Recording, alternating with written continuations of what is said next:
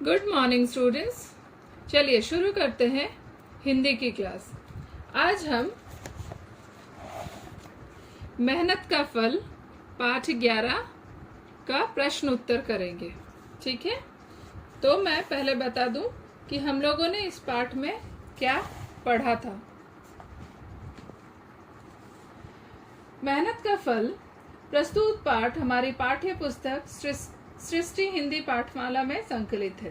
आप जानते हैं, अनुराग नामक एक विद्यार्थी का मन पढ़ाई में बिल्कुल नहीं लगता था। कई बार वह फेल भी हो चुका था। एक बार वह निराश होकर जंगल की तरफ चल पड़ा। रास्ते में एक कुएं को देखकर चकित हो जाता है।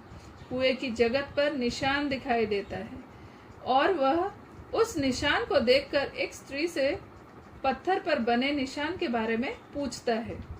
अंततः वह समझ जाता है कि रस्सी की रगड़ से जब पत्थर घिस जाते हैं तो निशान बन जाते हैं।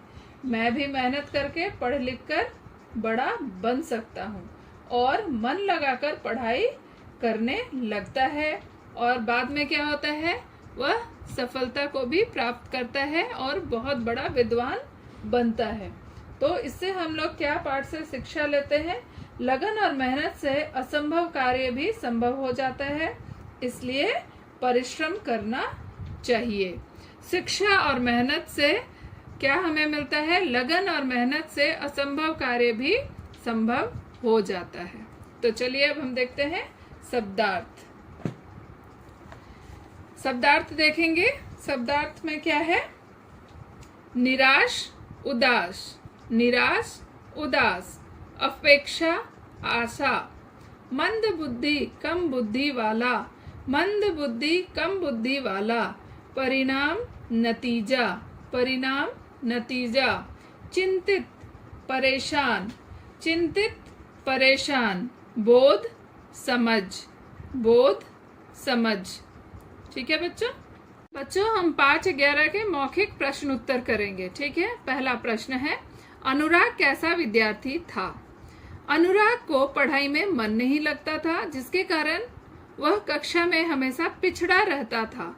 वह एक मंदबुद्धि विद्यार्थी था।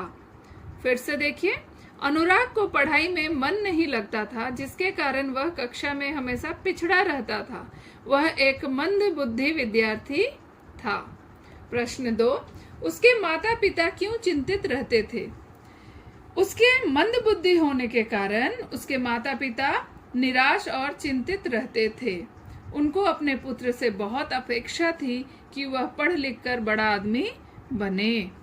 उसके मंदबुद्धि होने के कारण उसके माता पिता निराश और चिंतित रहते थे। उनको अपने पुत्र से बहुत अपेक्षा थी कि वह पढ़ लिख कर बड़ा आदमी बने। प्रश्न 3, अनुराग कुएं पर किस लिए गया? अनुराग को बहुत प्यास लगी थी, इसलिए वह पानी पीने कुएं पर गया। अनुराग को बहुत प्यास लगी थी, इसलिए वह पानी पीने कुएं पर गया। ठीक है बच्चों, अब हम देखेंगे लिखित प्रश्न उत्तर। ठीक है, पहला प्रश्न है, पानी पीते समय अनुराग का ध्यान कहाँ गया और उसने क्या देखा? पानी पीते वक्त या समय आप कुछ भी लिखिए। पानी पीते समय अनुराग का ध्यान कुएं की जगत पर गया और उसने देखा कि कुएं की जगत के पत्थर जगह जगह घिस गए हैं।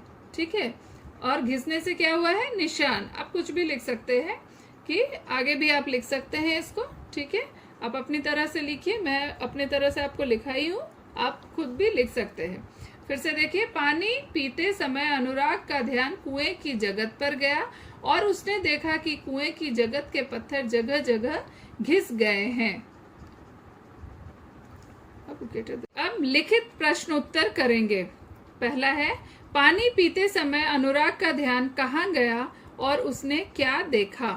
पानी पीते समय अनुराग का ध्यान कुएं की जगत पर गया और उसने देखा कि कुएं की जगत के पत्थर जगह जगह घिस गए हैं। पत्थरों पर गहरे निशान बन गए हैं। पानी पीते वक्त या समय अनुराग का ध्यान कुएं की जगत पर गया और उसने देखा कि कुएं की जगत के पत्थर जगह जगह घिस गए हैं। पत्थरों पर गहरे निशान बन गए हैं। ठीक है। प्रश्न 2, अनुराग घर की तरफ क्यों लौट गया?